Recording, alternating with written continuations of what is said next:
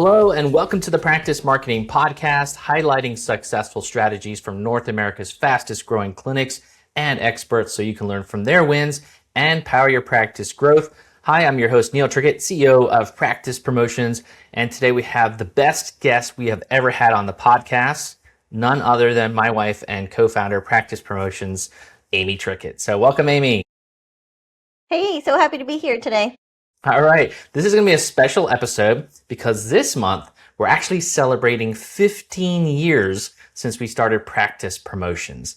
And Amy and I are going to reflect on why we started Practice Promotions, what are the business lessons we learned along the way so that you can learn from those, and what were some of the key wins and struggles, and where we're going to be taking Practice Promotions next. So stay tuned, it's going to be action-packed here. For my listeners, my hope is that hearing our story helps you reflect on your own journeys as a business owner and gives you encouragement and ideas of where to go in your business. But before we talk about founding Practice Promotions, we're going to go back even further in time to the first business that Amy and I started together, which was our physical therapy practice, AIM Physical Therapy, back in 2001. So Amy, can you tell our listeners about starting our PT practice in Florida and what that was like? Yeah, absolutely. So even though we're celebrating 15 years in business here at Practice Promotions this month, Neil and I have been working together almost our entire marriage. So we opened our physical therapy practice at our 1-year anniversary of our marriage, right? So we've been married for 24 years and we've been in business together for 23 years. We had our PT practice for 8 years, and then here at Practice Promotions, 15 years. We decided to open up a physical therapy practice because we wanted to be able to practice the way that we felt would be best for our patients. Both being experienced physical therapists, we were feeling the constraints of working in other organizations where we had multiple patients and time restrictions, and we knew we could do a better job for our patients and help them to get well if we could just treat the way that we wanted to as physical therapists. So we opened up our own practice. It was called Advanced Integrated Manual Physical Therapy. We went by AIM Physical Therapy in Boynton Beach, and that was in September of 2002. And so we started from the ground up. We did not have a following of patients in the area. We had worked in different areas, and we opened up in a new town where we thought there would be a great location. After looking at 17 possible office locations, we landed on one and started our practice there from the ground up. So we know the struggles of waiting for the fax machine to run to try to get a referral from a physician to get patients in the door. Yeah, and I was going to say, what were some of your challenges in those early years? Yeah, so some of the challenges in those early years was getting new patients, right? And I don't think that has ever changed in the history of owning a PT practice. I always used to kid that running a physical therapy practice was like pushing a freight train up a hill. So we know all the struggles and we understand what it's like to be a PT practice owner. I said we always used to have one of three problems: not enough patients, not enough staff, or not enough space. If we handled any one of those problems, then the other two would pop up, right? So hire a new physical therapist, you need more patients, and then you need more space, and you get more space, and now you need more therapists and more patients, right? So those were some of the struggles. Other struggles were insurance contracts, right? So in 2008, our practice was thriving, and that was due to our marketing, where other practices were struggling and closing during that recession. But our marketing was going strong. So we had a fantastic time getting new patients, but we had a harder time getting new therapists and new staff. And so we had to really market to get new employees to help to grow our practice at that time. Mm-hmm. Similar to today's challenges, right? Things haven't really changed in that perspective. Hard to get therapists where we were. I think at that time down in South Florida, we had maybe 2 schools that would produce new grads and hundreds of clinics that were in the area, plus all the hospital systems. So massive challenges, massive demand for a therapist in the area, but just not enough schools turning them out. So I remember from our early on that we had to do a lot with recruiting, hiring, putting promotions out there for therapists, running, like we ran workshops and did CEUs for therapists to get them to come to our clinic so we could, get the exposure for our clinic with them. Yeah, we did lots of different things like that, and lots of postcards. We sent our patient newsletter, direct mail out to therapists in the area to recruit for them. But I think that all paid off because we built a good reputation. We built a good PR in the area with our therapists. It's one of those long-term things that we just kept doing.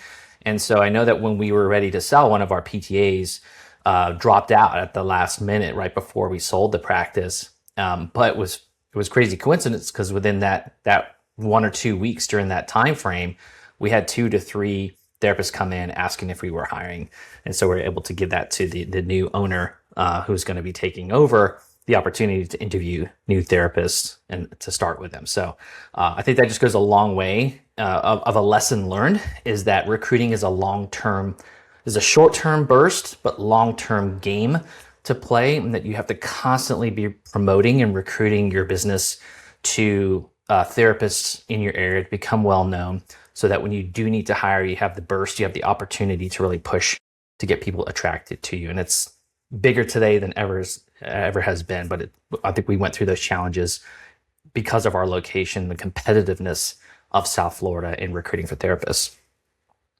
Yeah, and so I think that what Neil brings up a really good point, right? That it's sort of recruiting for new patients and recruiting for new staff are very similar in terms of your long-term efforts pay off, right? So it's not what you do today that's going to make a huge difference, but what your cumulative action. So Neil mentioned there, we didn't have the benefit of Google Ads because there wasn't a thing back when we were running our practice.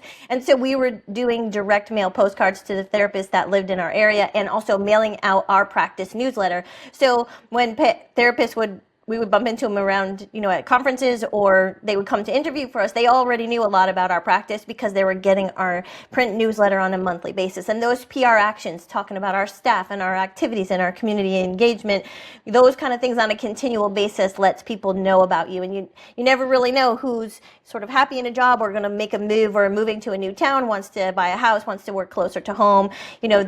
Your cumulative actions add up, not only for getting new patients, but also getting staff. Totally believe that too. Yeah, absolutely. So Amy, we've worked together such a long time here, and in that first practice, for our listeners out there, I know that there's some clinics that are a husband and wife team like we are, that are business partners, or maybe they just have a friend or a coworker that they went into business with, so they have a business partner. So what were some of the things that you learned from us working together in dividing up responsibilities within the business? Yeah, I think that for relationship sanity, then kind of like staying in your lane and dividing responsibility is really important, right? So working off your organizational chart and who is responsible for what, building off of each other's strengths, right? So I'm really a people person. I want to talk to all the people. I'm very people focused, right? And so that would be my strength and my lane at not only our PT practice, but also at practice promotions, right? So that human resource aspect and building the team and working on the team, where Neil is more focused maybe on the products or the operations or the finances, right? So just understanding each other's strengths and respecting that, right? And so we do compromise and we work together a lot and we make decisions together, but there are some things where like I stay in my lane and he stays in his lane, and then we just have to handle that responsibility. And really, like any job that has one person assigned to that responsibility, that person knows that they have to handle it and get it done, right? So I think that dividing up responsibility, not everybody trying to handle everything, is really important. So working off your org board and giving yourself a post. And then Absolutely. also, I think that, sorry, did you want to add to that? No, well, I was in that. I think for practice owners out there that have a business partner, you still collaborate on things. You still plan out where you want to go. What are some of the challenges that the other person's working on? Give some input. So you don't want to like go it alone, but certainly knowing that you can trust in that person to, make decisions around those key areas and the key strengths that they have, and where their talents can really be leveraged for helping the business move forward. So Amy and I discuss all the time about business, but I know that she can work on a lot of projects and strategic plans towards improving our team and the experience and for our clients, and making that function. Because the one thing that I just learned, it took me a long time to get there, but just you got to get out of your own way. You got to build a team that you can trust and rely on and can level up, because that's the only way you're ever going to be able to build your business, is by empowering others to do the work, and because you can't do it all yourself. Yeah, 100%. You have to rely on your team, you have to delegate, and you have to build that trust, right? That someone else can handle this aspect of it. And then another point, in terms of like being a husband and wife couple running not only a household and a family, but also a business together. I think it's really important to understand that there's going to be different seasons, right, in a business, that it's not always fantastic going really smooth, and it's not always terrible grind, right? There are seasons, especially as businesses grow, you hit different thresholds, which will also bring about different challenges. Everything is going great, but then you hit that next financial threshold and then sort of outgrow processes and systems and sometimes people, and then we have to rebuild, we kind of that happens. And so just knowing that at certain times in the seasons of your business, that maybe your spouse or business partner will be a little bit spent, burned out, they've been taking some hard hits, and that's when it's time for the other person to step in and step up and carry a little bit more of the load, knowing that, down the road it might be your turn to be a little bit overwhelmed, and your husband or wife or business partner will step in and carry a little bit more of the load. So, we can't give up. We have to make it go right. But through those harder times, we support each other by just carrying a little bit more of the burden when the other person is struggling. Mm-hmm. Yeah, I love that. And I would say too that you can't make the business go right if you don't have the family support behind you. It's very difficult, and it all plays on one another. Like you have to be good with yourself. You have to work on yourself. You have to make time for yourself, and then you have to make time for your family. You have to make time for your spouse. Date nights are important, right? And taking vacations, because it's very easy for the business to consume you, and sometimes it takes a little blood, sweat, and tears to get the business where it needs to go, right? And overcome a key challenge or something like that. That happens, and I totally get that. But you can't sustain that for a long period of time. You have to be able to, again, get the right people in place so that you can lean on them to carry the business forward, and then make time for yourself, work on yourself, make time for your family. Those are really critical parts to just you being healthy overall. And if you can show up for yourself, if you can show up, then it allows you to show up for the business, right? It allows you to show up for your family, and then the business can move forward because you're in a much better mental place. Yeah, and that's something that we definitely put attention in and have intentionality on, right? So I have targets not only for the business in terms of revenue and employee retention rate, right? But also marriage things, right? So a couple of my goals I'm happy to share, or our goals, are that we'll have 2 date nights every single month, right? So we're going out tonight. We have 2 date nights every single month where we step away from the family, from work, from responsibilities, and just focus on us and our relationships. And then 2 weekends away throughout the year, and then ideally 1 whole week just for us to be away. And so we're looking forward to doing that in September as we celebrate our 25-year wedding anniversary. So it's really important to celebrate the happy times and wins, and make sure that you are dedicating time, even if the business is busy or you're not going to hit targets or so and so quit, really focus on your relationship and your marriage and yourself also, to make sure that you have that steady foundation. Because if it's not going well in your relationship or with your business partner, then it's definitely hard to make it go right at work. Absolutely. And so let's kind of transition over. So we talked a little bit here about, the evolution of our practice, what we did there, some of the challenges, some of the things that we overcame there. Now moving forward into why we sold that, right? So what was kind of the reason that we sold that and started our practice promotions? Yeah, so when we were running our physical therapy practice, we were doing direct mail newsletters to our past patients. We would send them to physicians in the area, and then, like we said, PTs for recruiting action. We would be asked to speak at conferences to physical therapists about marketing because we were doing so well with it. And often people would ask us to make a print newsletter for their practice. Or we would always say, "You're crazy. We're treating patients from 7 a.m. to 7 p.m. There's no way we're making you a newsletter." But so many people asked us to do that we decided, hey, there's a real need for this.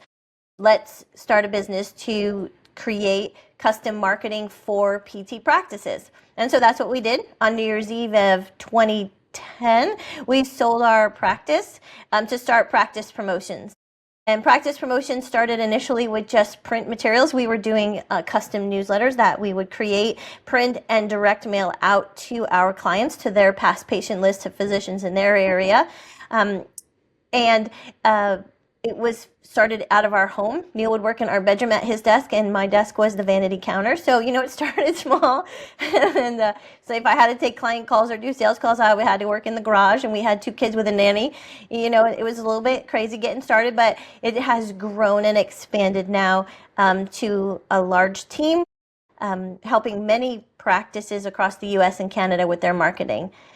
We started initially with just print marketing, but so many clients asked us for websites. So we started creating websites and then digital marketing, and just added bit by bit different pieces of the puzzle.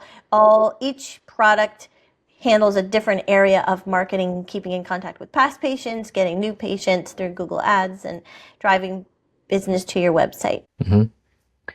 Yeah. So when we first started Practice Promotions, as you said there, we just did direct mail. We just did print marketing, right? We didn't do anything really digital at that time. And again, that's back in 2011. So and the focus at that time was just creating print products that really helped with patient reactivation. So all those patients you had seen before, how do you stay in contact with them? How do you keep promoting your clinic to them so they would come back for care, tell others about you for word of mouth referrals? And so that's what we did, like patient newsletters was a big thing there, sometimes postcards, and then materials that we need within the clinic to stimulate referrals, which would be, brochures, referral cards, all kinds of things like that we would do. We still do that to this day. But that's changed a lot as the world has evolved and become much more digital. And I think it was, like 2016 or something like that. We started with websites, right? So we started with websites there. Moving into how do we help practice owners with outbound marketing, like being in front of people who are looking for help, right? And new patients coming in from searches from Google, coming in through websites. And then we just expanded upon that over time. And then recently in the last couple of years, because of the need in the market, helping practice owners figure out how to market themselves digitally for recruiting. Right, and being able to use Google and recruitment centers within their websites to hire therapists coming on board, right? So that that's another focus that we've been able to help practice owners with. So I think for us, like as a business, you're looking at, okay, what does the market need? And then how can we pivot and adapt our services, our products to help fulfill that market need? And I see this with practices that are really crushing it, like our clients that are doing fantastic are the ones that are pivoting. They are bringing more products and services to the market. They're seeing what's needed in their communities. So often that might be, hey, there's a really a big, families, a lot of families in this community. There's a lot of sports activities. What kind of sports performance or sports management program can we put in place to serve the community and make it a cash-based service, right? Or if there's, again, from a family perspective, there usually there's a huge need for women's health, right? So women's health programs that you could apply into your practice, or postpartum recoveries, or all kinds of things that you could be doing that way. So I think the key thing is, as an owner, is being able to look at, okay, what opportunities are there in the market, in the community around me, that I can match certain programs to serve that. The top 10% of PT owners aren't just surviving, they're thriving. But what's their secret? Well, Neil Trickett's new Market to Grow book reveals how the top 10% of PT practices leverage marketing systems to simultaneously grow their new patients, attract top talent, and boost profit in their practice. You can learn from their secrets. Visit practicepromotions.net/book to claim your free copy of Market to Grow. Yes, you heard that right. We are shipping a free copy of Market to Grow to all podcast listeners who want it. Just visit practicepromotions.net/book to claim your free book. And now back to the show. Yeah, and that's important, right? To always be looking at what are the needs of the people around you in your community so you can fill the need. That makes it go a lot easier. I'm curious. Obviously, you've worked with so many clinics over the years. Really had the privilege of doing that, and I love seeing practice owners win, grow, um, fulfill their dreams. Like maybe that's growing it to a point where they sell off and they go retire or whatever they may be doing, right? But I'm curious for you, is there any particular client win that you're proud of? Yeah, I mean, there's been so many. I love to hear stories when our team says, yeah, we're adding new locations and this practice is growing. They're opening up a new location. They're hiring more staff, right? So that gives me a lot of job satisfaction. One that stands out in my mind is from the early days. It was Ed Ramsey. And so he had a practice in Massachusetts, and he was really struggling, right, to get new patients and to be efficient in the practice. And so he was working 12 plus hours a day, and he wasn't taking a paycheck, right? And so that was really hard for him to be able to go home to his wife and she would say, like, are we getting paid today? And he's working so hard, and we felt that struggle too. At one point, our billing person just really kind of lost the plot, I guess, and instead of depositing the checks into the bank, she was putting them into the file cabinet. So, we also had a struggle with, we're treating a ton of patients, the business is busy, but we don't have any money, right? And so just working with Ed, helping him with his marketing and helping him to get a consistent flow of new patients in the door that had some stability, right? He could count on how many patients he was going to have, so he knew how much staff he could hire. We gave him some coaching in terms of, at the front desk, and also a little bit of work on the billing and collections, just because we had been through it. That's not really part of what Practice Promotions does, but when we have a client who needs a little extra help, we don't mind hopping on and just, talking them through a couple things. But he was able to, turn it around in his practice. And I think that us just handling the marketing for him just alleviated so much stress that he could just say, okay, these guys have got it. They know what they're doing and they're going to be able to manage the marketing. Then I can go focus on front desk, or I can focus on billing and collections. I can focus on training my team or hiring more staff.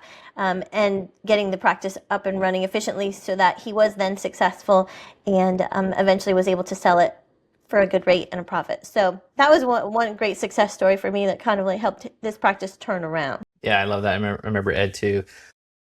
Yeah, and I think that is something that I think you and I have seen so much with clients, is that I know for me, and I'm sure for you too, that we get such fulfillment out of seeing practice owners who we can relate with, like, because we've been in those shoes, but seeing those practice owners finally have wins with their marketing so that they can focus on their business, right, and grow their business. And because their marketing is working well, now they've got, like, okay, there, you can see the fun, right? You can see the excitement from them because they realize that they can achieve some of those goals that they've been wanting to achieve. And yeah, I just love that. I love that part of it when I hear that kind of feedback from clients and how they're evolved or changed. I know there was one recently, Platinum PT, James Cassidy. We had him on the podcast. Fantastic guy, but just the excitement of seeing him say, "Hey, you know what? We had this opportunity to buy 3 locations, and I felt confident to go do that now." And I was like, "That's awesome, right?" Because they felt really comfortable with their marketing, that they can make it go right now, and then being able to take that opportunity to significantly double his practice through that acquisition. And I just love to hear those kind of stories. So Amy, And I think go ahead. our whole team really loves to hear. Our whole team really loves to hear those stories, right? Because in our internal company chats, when someone has a big win, we see one of our team members will share the stats. This company had this, kind of stats of this many patient visits or number of new patients, and now look at what they're doing. They added Google Ads, or they, started doing the newsletters or whatever it was, and then they're sharing the stats, the before and afters, and the whole team really celebrates that, right? So we all get a lot of job satisfaction out of seeing our clients succeed and do better with marketing, and then be able to achieve their practice goals. Yeah, and I think one thing that I got from what you were just saying there is that we do a lot of internal promotion at Practice Promotions to our own team of the successes that clients have. We really encourage that from everybody to share wins that they're getting with clients, because it's super important for team morale. And we even have in our chats, because we're a virtual company, we're all remote, right? In our chats, we have what's called a win vault. So people sharing statistics and wins from clients so that it really helps boost morale. And I would say that's something super important for our clients that have more than one location, because people in those locations are not going to really interact with each other very much. And the bigger that you get, the more siloed those teams become at those different locations. And so it's really critical to think about the infrastructure, about how you can create opportunities for people to share, good news, right? And we have such technologies today where people can be on a chat, or even like even a Facebook group, for example, for specific for your clinic, where the team can share patient success stories that are really cool. Of course, with keeping things private to a certain aspect, making sure they're not sharing specific patient information. Just that knowledge of like, hey, we're helping people, right? Or something really good happened at this one location. Let's share that news. We even do an internal monthly newsletter to our own team that's promoting wins, successes. Someone got married, someone had a baby. Like, we're sharing that news all the time with our team to keep everybody connected with one another. And so that kind of segues me into that next question for you, Amy, which is, you've always had a really big focus on people's success. And so at Practice Promotions, as we've grown, what were some of the challenges that you saw with building a team and people's success? Because we've gone from just you and I to a team of over 75 people now. And so what's that journey been like along the way? Yeah, well, it's been an extensive journey for sure. I think dialing in a hiring process has been instrumental in success, making sure that we're, not just taking anyone that has a license and a pulse, right? That, sometimes when it's hard to recruit and hire, we might not get someone who's a great match for our team. And so having that hiring process to see if someone is a core value match. So I guess before that would be making sure that you have your mission, purpose, and core values dialed in. So what we did is, as a team, we all got together over a Zoom meeting and we said, what is it like to be part of the team here? What are our core values? So if you haven't created your company core values yet, I strongly suggest that you do that. There's tons of references and resources, and I'm sure ChatGPT could help give you instructions on how do we develop our company core values, but some core values that are easy to know.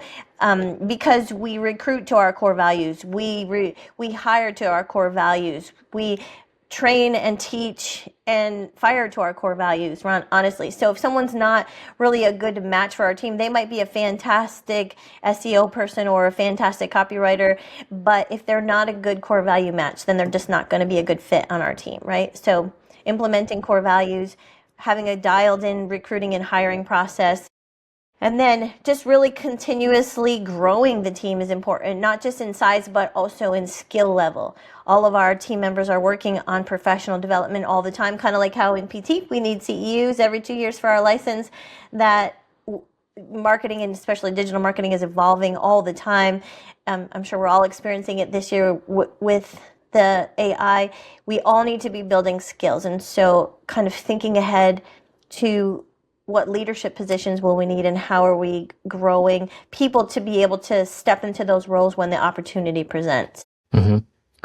I totally agree. I think for me, it's definitely been a hard, long lesson that I've learned from when we started off small in our PT practice to when we started off small at Practice Promotions. I definitely got better in the second round of business. But I remember the first round was like you feel like you need to do it all yourself, right? And it took me a long time to be able to let go on certain things and trust people. And I think part of that, like you said, is the hiring process that you put in place to find the right people and give those people the right opportunities to take something off the ground and run with it. So for a practice out there, there's that threshold when you start to get close to $1 million and you're trying to go bigger, right? Maybe multiple locations or go bigger than that. But there comes that point where it has to go beyond you. You have to have directors, you have to have office managers, you have to have people that are running these core parts of your business. And if you need to know what's going on, but if you try to run it all, like like I see it all the time where practices are like in that threshold and they try to come in. I've been running most of the marketing myself. And I haven't really hired a marketing person yet because we're not big enough, right? And so there's this kind of like threshold where you got to get over the hump in order to have that marketing director in the clinic that works with us and kind of fuels that momentum forward for the business. So I was wondering if that's something that you've seen too or felt too with scaling the businesses from the people side. Yeah, absolutely. I think that we see bottlenecks all the time at the top, right? So the CEO or the owner is a bottleneck to progress. So if you really would like to achieve goals that you haven't yet done, like let's see what you can get off your plate. And so I think that, again, like what we said, how your recruiting and marketing actions are a long-term labor of love, right? Same thing with building your team. If you think that you would like to expand from one location to two, or you'd also like to maybe take your own vacation and get out of the practice a little bit, then you should be thinking about like, well, who is demonstrating some leadership skills? They don't have the position, they haven't been promoted, they don't have the title, but you're seeing someone demonstrate some leadership skills in your practice. That's a great time to give them some stretch assignments. Let them run the monthly staff meeting, let them pull some numbers and look at metrics, let them, handle a difficult situation with another team member or a client and see, how are they doing? And then really working to start building their leadership skills. Again, there's tons of resources out there in how to develop people. One book is The Multipliers. I love that one. But just really looking at who can I develop and who can I help build, who has a desire, a drive, and a willingness to want to grow professionally. And then start today. Really, like they don't have to be a leader before they start doing some of the actions of the leaders, and that's how you build it.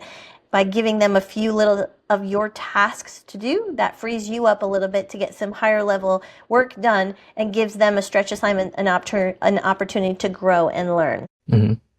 What would you say are some of the business skills that you've had to learn along the way to now operate at this level? I think first and foremost is communication, right? Communication, the communication is going to grow. Your communication skills have to grow and evolve as you build a bigger and bigger business. You just have to be more concise, more direct, more clear in communication. So I think that's one. And then handling hard conversations, right? So that's part of communication as well. I think being able to delegate is huge. And this is something that we see as we build leaders. We currently have an employee right now who we're starting to coach and train and build into a leadership role. And this person is having a hard time with delegation. And that's just normal. We see that pretty much with everybody who grows into a leadership role, that they kind of hold on to stuff, or they don't feel confident enough in delegation, or they don't trust their juniors enough to be able to delegate, right? So building delegation skills is so, so, so important, right? I think those are two big ones. And then, just always knowing that your skills have to grow as your business grows. You have to be continuously learning and developing yourself and your team to be able to handle the bigger challenges and more difficult situations you're going to run into. Yeah, you got to be working on your own business skills all the time, right? To take your and then like as your business skills improve, then you demand more of those business skills from people that work with you, especially your leadership team, right? And so you start to instill in them, help them level up, right? And then with them leveling up, more things could be under control, gives the opportunity for the business to move. So it's a constant learning thing. Again, what I see from practices is that they become that bottleneck where they're still, especially the owner, is still treating maybe even full-time or just too many patients, and they can't really implement the business aspect of running the practice that well. And so they choke the business from growing because they gravitate towards the patient care. And that's a hard thing to let go. I mean, you and I have been through that where, we've been treating patients full-time, and then you got to be able to carve out more business. You got to give it to other therapists, the patients that you've been working on. And that, hey, I could treat this patient a little bit better or do something with them. You kind of feel that way, but it's a little bit of that letting go. Is that something that you had to deal with also, not just me? Yeah, absolutely. Like we went to PT school, right? We're PTs. And so we love that body and the science aspect of it, right? And so we want to treat the patients and we think we could do it better, right, than someone else. However, we have to let go of that. We have to let the other people, the other therapists that we've hired or we're going to hire, treat the patients, right? Because we have to do higher level actions. I also think that PTs as business owners, they're not as comfortable with the business aspect and running the business, right? And so the patient care comes naturally to them. That's easy. It's what they're used to. And so they just kind of gravitate more towards the patient care because that's easier. And the business side is harder, right? Yeah. So, tackling that marketing piece or tackling that credentialing or insurance contract piece is a little bit more uncomfortable. Or this one we see a lot, the front desk, right? Where the business owner isn't handling the problems at the front desk. Your front desk can make or break your practice, right? And if you're struggling, that would be the first place that I would look. I would go sit at the front desk and listen to your calls. We have something here at Practice Promotions called call recordings. Our team here at Practice Promotions will sometimes listen to our clients' front desk calls. How does the front desk respond to incoming calls? And it's often shocking, when we have to pull up with the owner and say, hey, listen, we understand why you don't have as many new patients in the door as we're seeing leads getting generated for you, and this is why. And then we, can play the transcripts or, show the recordings and see, and then they have to sit down and dial things in at the front desk. So if you aren't doing as well as you'd like, first place I would say is let's look at the front desk and see, is your front desk person answering the calls? Are they returning calls? And are they able to convert those people calling in to new patients, or are they turning them away because they don't have a script, because we don't take their insurance, all the reasons that you could still treat the patient. They just have to work it out. Totally agree on that. I think that kind of makes me think about, for business, is getting the fundamentals right. And the thing that I've really learned along the way is that the bigger that you get, the more the fundamentals matter, right? And so when we look at like a practice, I always look at it from, there's the business side, there's the operations side of things, right? Administrative. There's three keys there. There's basically how are you getting business in the door, how are you delivering that service, and how are you getting paid for it, and managing your money, right? So those kind of three things. Where we love to gravitate towards is that how are we treating patients and how are we kind of running, and then we worry about the finance and the business, the billing and all that kind of stuff. We don't put much attention on getting business in the door, even though we really need it. So when it comes to that aspect, three keys to getting the business, and that's, your PR, which is your public relations and how people think about you. And then how is your marketing? So how exciting are you creating people to want to come use your services? And then the sales aspect. And the sales is really getting people to commit to coming in for care, keep coming in for care, want your services. That front desk is the sales component of your business, right? And so they're selling your services all the time, getting people to commit to coming in for that next appointment, booking out what's needed, collecting the co-pays. Like, this is all a sales action. And sometimes we just go for maybe a minimum wage person at the front that doesn't have these type of skill sets, or maybe is highly organized, which is really important, but they're not very good at getting people to do things, right? And I would say that you need both of those things. You need someone who's really good at getting people to do things and is an excellent communicator, but also going to be organized at the same time, right? So that's great that you really nailed that with where practices struggle at the front desk. And you're right, because we do hear some of those calls where it's like, ooh, I can see why we're not getting the new patients in the door, even though you're getting a lot of leads come in. They're just not getting on the schedule because that front desk isn't well trained enough for it. Or maybe you don't have the right person in the right seat. Yeah. And I think that just as a business owner, if you're a fantastic clinician, maybe you have your clinical specialty in orthopedics or neurology or something like that, but your business isn't doing just what you had hoped or dreamed of, don't be afraid to ask for help.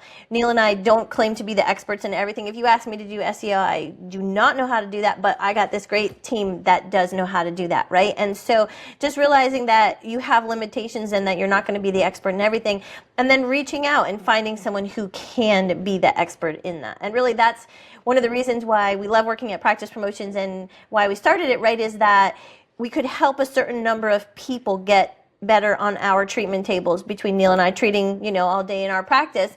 But at Practice Promotions, we're helping practice owners succeed in improving more people's lives. So we're helping practices to be successful. And then if they're successful, there's more people getting to therapy in Boston, in New York, in Cincinnati, in Kansas City, in Waco, Texas, right? Because we have clients in all those cities, we're able to help more people. And just having that passion that physical therapy is a fantastic medium for people to get better without drugs or surgery. Let's get more and more people into PT. Absolutely. What's exciting is now, like you mentioned, in our practice, we were able to help thousands of people get better naturally, right? With being able to come off of opioids, drugs, having to avoid that surgery or prolong it before they needed that kind of surgery. So that was really empowering, and it felt good. That was our purpose at that level. But now it's fun to play that bigger game where we know that we're helping the freedom of practice owners to get where they want to go, but then the impact that has downstream to the patients that they're serving. And I think we're somewhere close now to roughly about 2 million patients across all the different clients, right, that come in and out of those different clinic locations, because we're treating we're helping over 1,200 clinic locations across the U.S. and Canada. So just the volume of patients that they are helping to treat every day, and us being able to make that connection for that clinic to those people in that local community is what gets us excited and moving forward, helping the profession move forward there across the US and Canada. So kind of curious, Amy, as you look forward into the future, where do you see practice promotions being in the next 5 years? Yeah, just really growing and expanding and helping more and more practices with their marketing.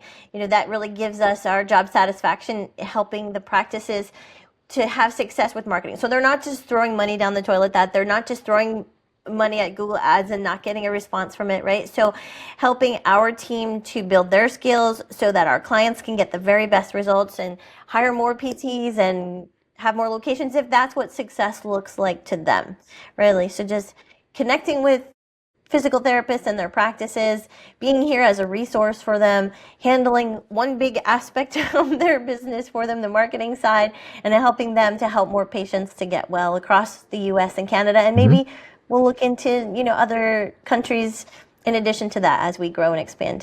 Yeah, possibly. It's still so many people to work with and help here, definitely in North America.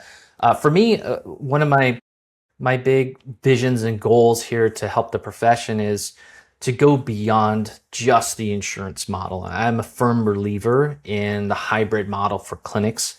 We all know the healthcare system is broken, and we all know that insurance, the way that they're reimbursing is not sustainable.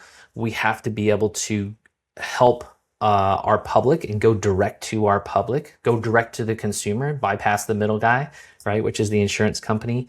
And I think it's difficult for practices at a certain level to go all cash. I don't think that's really feasible. The people do have insurance, so we need to be able to work with insurance. And there's still the fight that needs to be ongoing to get better reimbursement, better payment from insurance companies. But how can we help clinics empowered to deliver more products and services to their community? So again, whether that's sports performance, whether it's dry needling, whether that's women's health, whether that's EMG diagnostics, like there's lots of different things that we're capable of doing within the rehabilitation professions. So, and the public is wanting to pay for it, right? They really need help, and they know that it's hard to go through the traditional healthcare system these days. They're wanting to go out there and actually spend money to get help. By 2030, we're going to have a $3 trillion health and wellness economy. So there's a huge opportunity for our clients and practices out there to tap into what the public wants. And our job at Practice Promotions is to help them position and market their products and services in the clinic to the people in their communities that need that help. And that's where I see us going as a business, is really to empower our clinics to do more of that. We're doing a lot of it already, and it's very exciting to see how clinics are growing with these hybrid models, and they're going to 15, sometimes 20% of their revenue coming in being cash, and what that is doing to empower them and giving them more choice of running their business. So we're just excited to keep pushing that envelope for practices across the country and take them in that direction. I'm a firm believer in that.